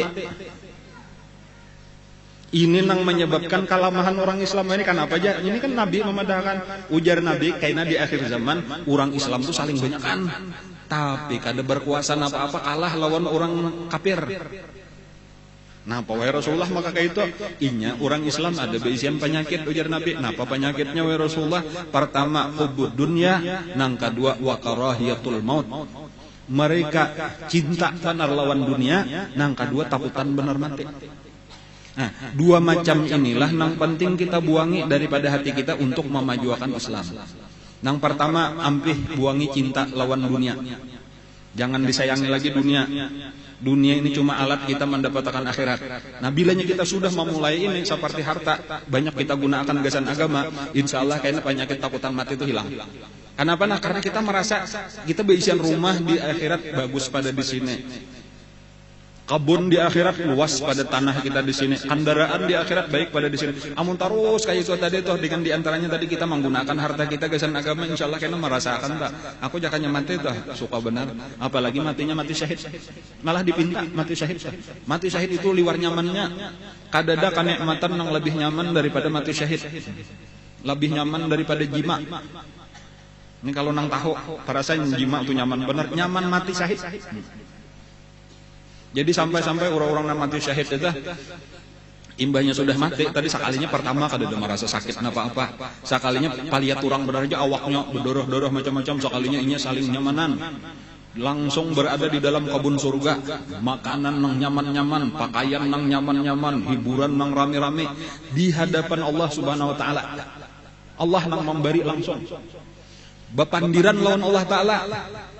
Ujar Allah Ta'ala, ayo silahkan makan, ini pakaian ikam, ini minuman ikam, ini rumah ikam, macam-macam. Lalu ujar Allah pula, imbas sudahnya makanan, kenapa lagi nah, nang ikam hendak minta, aku memberi. Ujar bubuhan nang mati syahid tadi, ya Allah, kami kada minta apa-apa lagi, ini labihan sudah, kada kami kira, kayak ini sekalinya nyamannya, nang pian sadiakan gasan orang mati syahid. Ujar Allah, kada, ikam ura-ura nang ku sayangi, aku hendak memberi, napa nah, nang belum ada di sini, nang ikam kapingin. Kada ada lagi ya Allah, barataan ini nang ada ini lebih daripada nang kami pikirkan. Ujar Allah, aku hendak memberi. Mohon pulang bepaksaan sama bepaksaan. Ujar mereka, nah ini perhatikan, ujar mereka, ya Allah, kalau memang pian hendak benar jua memberi kami, maka satu-satunya permintaan kami, bulikakan kami ke dunia supaya kami mati pulang, terbunuh pulang di medan perang. Bukan untuk menikmati dunia, kadang-kadang kami hendak langsung tiba-tiba ada di medan perang, lalu kami bakalahi pulang, lalu kalah pulang, bukan menang, lalu terbunuh pulang, karena mati syahid itu nikmatnya luar biasa, ya Allah. Kenapa jawaban Allah? Ada mungkin orang sudah mati hidup pulang, kayaknya sangkan orang hantu. Dan ini bukan aturan kok, bukan sunnah kok, mati sekali aja sudah dipindah. Jadi ujar Tuhan kada kawa amun permintaan ikam nang itu nang lain. Namunnya itu ujar mereka, ya Allah, kami kada perlu apa-apa lagi, lebih dari cukup, dan kehendak kami bulik ke dunia kada pian izinakan, maka permintaan kami sebuting aja lagi, tolong sampaikan ya Allah lawan orang-orang Islam nang masih hidup, padahakan kisahkan keadaan kami supaya mereka tahu, supaya mereka jangan lagi takutan, jangan ada takutan mati lagi di hati mereka. Dan ini yang penting kita ketahui itu, supaya kita siap mengorbankan harta kita gasan agama, siap mengorbankan nyawa kita gasan agama. Minimal niat dulu, karena yang dipandang Allah niat. Ini jangan niat aja sudah kedua nih, aku takutan aja, belum apa lagi. Amunnya kita berniat boleh jadi kita sampai mati kada pernah berperang, tetapi Allah melihat niat kita bujur. Kan kayak itu tak?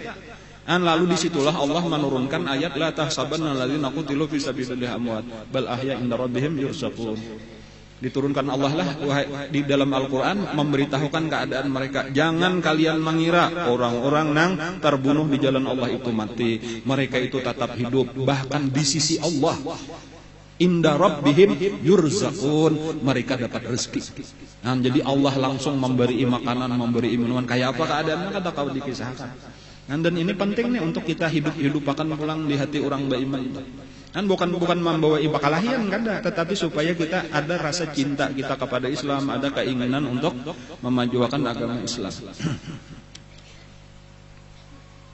Dan dijanjikan Allah wa asabahum fatham mubina. Sambungan ayat tadi ta. Laqad radiyallahu 'anil mu'minina idz yubayyi'unaka tahta asy-syajarah fa'alima ma fi qulubihim fa anzala as-sakinata 'alaihim, dan Allah menurunkan ketenangan di hati mereka, wa asabahum fatham qariba, dan Allah akan memberi balasan kepada mereka fathan qariba, sebentar lagi akan terbuka. Nah, napa nangarnya akan mendapatkan kemenangan? Karena sambungan sesudah Sulhul Hudaybiyah ini tinggal kemenangan besar. Jadi makanya itu surah nang turun disebut surah Al-Fatah. Karena di sini akan ada dua peristiwa besar sesudah perjanjian Hudaybiyah. Pertama nang disebut Fathu Khaybar. Fathu Khaybar itu adalah pusat terbesar lagi berkumpulnya Yahudi di Khaybar, itu akan dikuasai oleh orang Islam. Itu luar biasa besarnya Khaybar itu. Kemudian yang kedua akan terjadi yang disebut Fathu Mekkah. Mekkah akan dikuasai. Dan walaupun itu 2 tahun yang akan datang. Wa'adakumullahu wa maghanima katsiratan, dan kalian akan mendapatkan ghanimah yang sangat banyak di Khaybar. Itu terutama luar biasa, saling banyakkan harta didapatkan oleh orang Islam. Kemudian waktu Fathu Makkah, walaupun di Makkah itu Nabi kita kada mengambil sedikit harta rampasan perang, tetapi karena ada terjadi perang Hunain, itu Nabi belum balik ke Madinah, masih di Makkah sesudah Fathu Makkah, itu lalu ada perang Hunain yang disitulah mendapatkan harta rampasan yang saling banyakkan. Nah, jadi baratan. Nah, ini maksudnya lah nang ulun bacakan ini adalah janji-janji Allah nang belum terjadi dan menunjukkan mukjizat Al-Qur'an. Jadi di dalam Al-Quran itu dipadahkan kaina ikam dapat ini, kaina dapat ini, dan ini belum sebelum terjadi. Tetapi karena tahun-tahun berikutnya tuh itu tunggal butingan nang ada. Jadi waktu turun ayat ini orang banyak kada mengerti napa maksudnya Fathan Qariba. Kada tahu bahwa ini sekalinya Fathu Khaybar dan Fathu Mekkah. Dan kemudian karena dapat harta rampasan yang banyak, di mana dapatnya kada tahu juga. Sekalinya di Khaybar dan di Hunain, bukan di Makkah. Jadi kalau Fathunya Makkah, tetapi harta rampasannya Hunain. Nah, maka itu karena lebih mudah ketika kita mempelajari, bergabung belajar tafsir, belajar Quran, memahami ayat Quran sekaligus belajar sirah nabawiyah. Itu rame jadinya membaca karena kita paham kisahnya. wa maghanima katsiratan ya'khuduna wa kana Allahu 'azizan hakima wa kaffa aydiyan nasi ankum walitakuna wa'adakumullahu maghanima katsiratan ta'khudhunaha faja'alakum hadhihi wa kaffa aydiyan nasi ankum walitakuna ayatan lil mu'minin wa yahdiyakum siratan mustaqima wa ukhra lam taqdiru 'alaiha. Dan kena ada juga ujar Allah satu kota nang kalian kada mampu merebutnya. Itu adalah kota Taif. Dan walaupun di sini kada tahu juga nang mana maksudnya ini. Dan cuma kena ada. Jadi bukan berarti saban kalian umat Islam menyerang itu pasti berhasil. Ada satu kota nang kaina umat Islam menyerang berhari-hari berbulan-bulan kada pernah kawa merebut benteng Taif. Sampai akhirnya Nabi kita menyuruh bulikan. Sampai sahabat protes, kenapa Rasulullah maka kita bulikan, padahal aturannya kita kada boleh putus asa. Ikam jan Nabi kada membacakah 2 tahun nang lalu atau 3 tahun nang lalu ayat Quran nang berbunyi wa ukhra lam taqdiru 'alaiha, ada kena satu kota nang kalian kada mampu, inilah kotanya. Dan hanyar sahabat hakun bulikan meninggalkan Taif. Jadi Taif itu kada pernah kawa dikalahkan, kada pernah kawa direbut oleh orang Islam. Sesudah Fathu Makkah sekalipun, insyaallah karena ada sampai kisahnya. Tetapi apa hikmahnya? Hikmahnya malah imbas sudah Nabi bulikan kada lawas datang sabaratan orang Taif ke Madinah masuk Islam. Jadi kadang-kadang ada itu, jadi itu keajaiban kekuasaan Allah tuh. Kita hendak menyerang, kadu mau kawa, dilawannya terus. Sekali kita sudah bulik, Allah nang memberikan hidayah ke dalam hati mereka. Jadi maksudnya jangan kita sarik langsung bulih. Jadi ada hikmah daripada segala peristiwa. Dan ini banyak lagi kisah-kisah lah nang dari sejarah Rasulullah ini nang perlu kita pelajari untuk mendapatkan menambah kekuatan iman kita dan untuk mengambil pelajaran gesan dipakai di dalam kehidupan kita. Mudah-mudahan kita diberikan Allah Ta'ala ilmu yang bermanfaat, dan mudah-mudahan kita ditolong oleh Allah untuk mengamalkan ilmu ini dengan ikhlas, dengan istiqamah sampai kita mati dalam keadaan husnul khatimah. Ala hadhihi wa ala kulli niyatin shalihah wa hadratin nabi al-Fatihah.